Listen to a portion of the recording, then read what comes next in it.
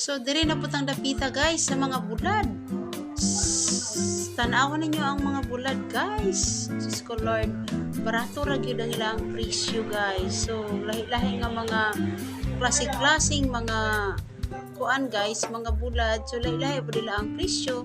Nay barato na apoy kuan kanang mahal-mahal gamay. So makapalit ra gyud ta diri ubay-ubay guys. Compare nato dito sa merkado nga pwedeng mahala gyud po dito guys kung i-compare nato diri sa tabuan guys. So makapalit ra gyud ta diri og kuan kanang ubay-ubay. So tan-awa ang bulinaw nila guys, 200 ang kilo. Apoy 400 ang kilo. So depende sa klase sa bulinaw. So nindot kay diri guys.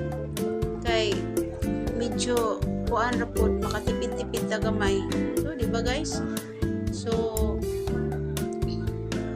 wala siya mga